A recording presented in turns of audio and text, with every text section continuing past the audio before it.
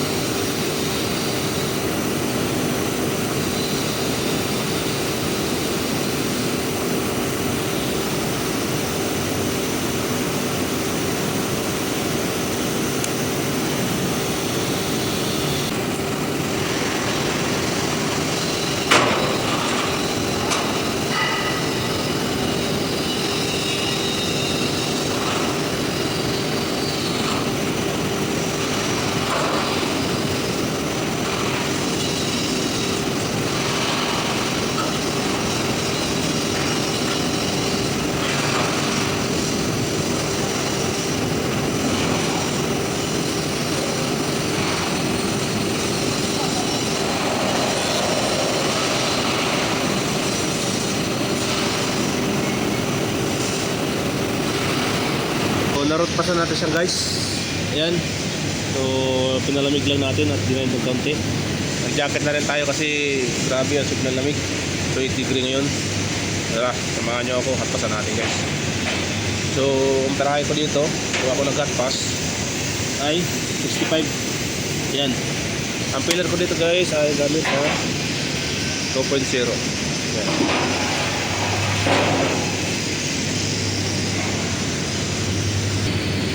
Pag naghihinang kayo guys ng stainless, mas maganda kung meron kayong ganitong gasmas oh. So nakaka-protect to guys sa masingot yung mga argon.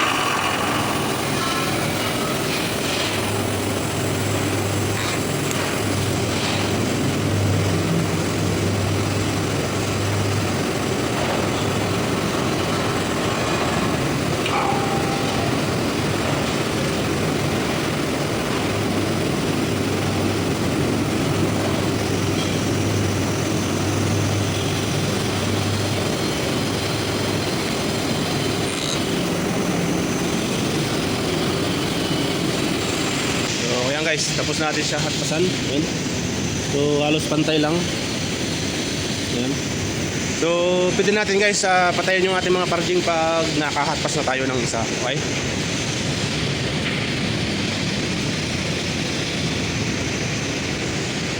Ayan. So, papalamigin ko lang ng kaunti. Hindi tinan natin guys kung straight. Ayan, tinan yung straight. Kasi ito yung stainless guys. Matindi ito magbali, especially sa mga maliliit. So, bilis na ng kaunti, and then kakapin na natin.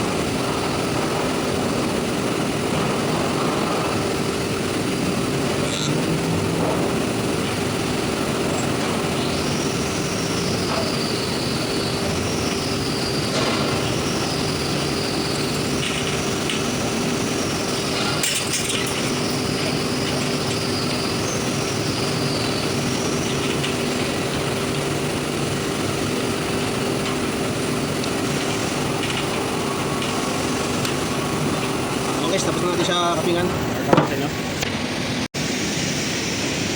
So, ayan guys yung cupping natin. So, manipis lang tayo mag-cupping sa stainless guys. So, yun lang guys. Sana nag-enjoy kayo. Ciao, hanggang sa muli. Bye-bye.